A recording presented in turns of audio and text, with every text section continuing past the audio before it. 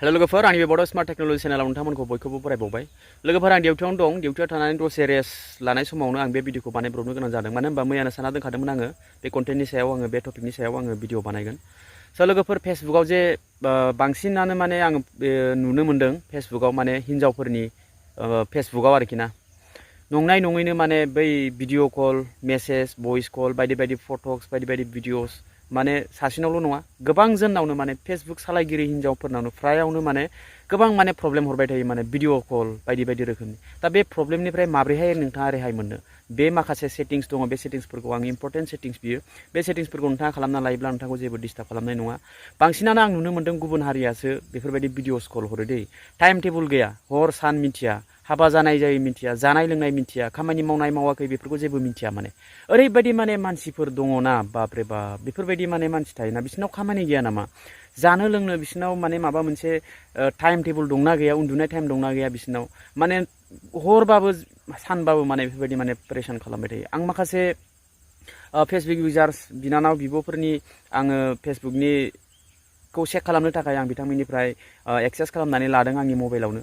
बापरे बाप बाप बाप बाप अपेन खालामनो हाया माने माबा मोनसे खामानिनि थाखाय अपेन खालामनानै आं चेक खालामनो नागिरब्ला बे भिडिअ कलानो फैबाय थायो। माने मा खालामनो ओरैबायदि माने परेशान माने आरो आंनि फेमिलि मेम्बारफोरनावबो माने बयनावबो होननानै आं मिन्थिनानै मोनबाय माने कि माने ओरैबायदि माने मेसेज हरो, ओरैबायदि भइस मेसेज हरो, ओरैबायदि माने नोंथांनि गोसोखौ ओरैबायदि माने मुहुनि फोनांनो थाखाय माने बोनो थाखाय जाहाथे बिजों खनसे रायलायदावबाथाय नोंथाङा गारनो हाखाला आरो।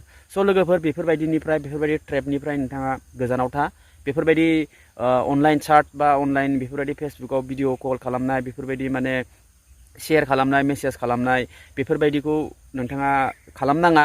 मानो होनोब्ला नोंथांनि फिउचारा बेयाव जेबो मोजां जानाय नङा। मानो होनबा गोबाङानो माने फेसबुकनिफ्राय हिन्जाव मानसिफ्रा फेसबुकनिफ्रायनो गोसोआ सोलायलाङो, बिनिफ्रायनो माने गाज्रि जालाङो। स' लोगोफोर लाइफआव बेफोरबायदि फेसबुकखौ नोंथांनि आखायावनो दं, नोंथांनि मबाइल गोसोबायदि सार्ट खालामगोन होननानै नोंथाङा बेफोरबायदि खालामनाङा। नोंथांनि बे टाइमाव नोंथाङा माबा मोनसे माव, नोंथांनि रोंनो गोनांखौ नोंथाङा सोलों जाहाथे बेफोरबायदि खामानिखौ मावना। मानो होनबा बेयावनोथ' माने रिलेसनशिपआ बिदियावनोथ' गाज्रि जालाङो आरो नोंथाङा बिनिफ्राय मा रोंगोन? जेबो रोङा। जेरावनोखि नोंथाङा माबा मोनसे रोंनायनि जेबो लाइन गैया बेयाव नोंथाङा बिनिफ्राय नोंथाङा साइड जानायानो मोजां। मानो होनोब्ला बियो जोंनि फिउचाराव जोंनि लाइफखौ जोंनि थांना थानायाव जोंनि संसारखौ माने जोबोद गाज्रि खालामो। बेफोरबायदिनिफ्राय गोजानाव थानाया मोजां। स' बेफोरबायदिनिफ्राय गोजानाव थानो थाखाय मा खालामनांगौ बे माखासे सेटिंस दङ। 55%आनो माने 60-70%आनो माने गुबुन हारि गोजा दै फेसबुकनि बिसिनि फ्रेन्ड्सफ्रा माने अट'मेटिकलि बिसोरमोना रिकुवेस्ट हरखायो आरो एक्सेप्ट खालामबाबो खालामख'नो हाया। माने ओरैबायदि माने फ्रेन्ड्स लिस्ट जाना दं। बिनि थाखायनो बिथांमोना फल'वारा हौवा मानसिनिफ्राय लेभेला बांसिन बिसिना।